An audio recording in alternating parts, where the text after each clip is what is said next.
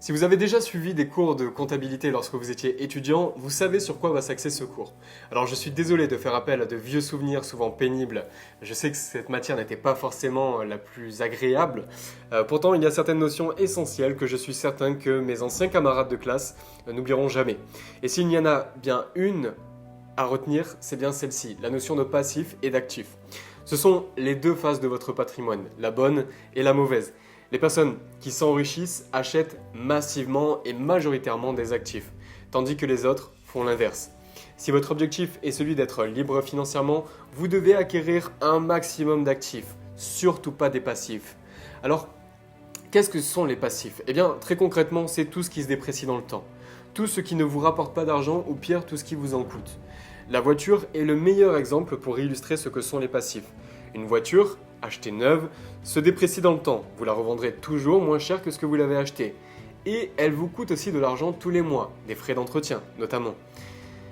Maintenant, qu'est-ce qu'un actif? Eh bien, c'est tout l'inverse des passifs. Un actif est un bien qui vous rapporte de l'argent. Un exemple d'actif évident est l'immobilier d'investissement. Un bien immobilier que vous louez tous les mois vous rapporte de l'argent.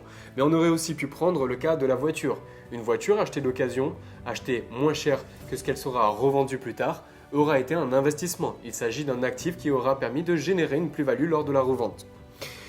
Mais comprenez bien ce qui va suivre concernant l'immobilier. Lorsque vous achetez votre résidence principale, vous n'achetez pas un actif, vous achetez un passif.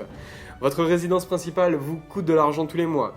À moins de louer une partie de votre domicile ou de faire des opérations de location courte durée telles que sur Airbnb, votre résidence principale vous coûte un crédit et des taxes diverses chaque année. Les passifs sont la loi de base du consumérisme. C'est ce que la société tend à vous faire paraître comme idéal.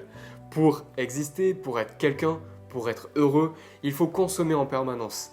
Il faut consommer toujours plus et se divertir autant que possible. Les actifs sont à la base du capitalisme. Il comprend une notion totalement opposée, ne surtout pas dépenser inutilement et réinvestir au maximum les bénéfices générés. Ce qui fait la différence, ce qui fait que les riches sont toujours plus riches et que les pauvres sont toujours plus pauvres, tient à ce simple mais triste constat. Les riches consomment en proportion beaucoup moins que ceux qui n'en ont pas les moyens. Je tenais à vous faire ce cours primordial qui permet de différencier ce que sont les actifs et ce que sont les passifs pour vous permettre de comprendre cette chose-là. Pourquoi les riches consomment en proportion beaucoup moins que ceux qui n'en ont pas les moyens? Eh bien parce qu'ils font en sorte d'acheter des actifs et de laisser de côté les passifs. Uniquement le temps d'avoir des actifs qui recouvrent les passifs. Toutes les personnes qui s'enrichissent font en sorte d'avoir plus d'entrées que de sorties. Toutes les personnes qui s'appauvrissent ont plus de sorties que d'entrées d'argent. La véritable différence entre les personnes qui s'enrichissent et celles qui n'y parviennent pas, c'est celle-ci. La capacité, non pas seulement d'apprendre des leviers d'enrichissement, mais aussi d'être capable de moins dépenser que ce que nous avons comme revenu. Ce cours est très succinct lui aussi, mais très important. Je tenais à vous le faire. Vous avez maintenant conscience de ce que sont les passifs et de ce que sont les actifs.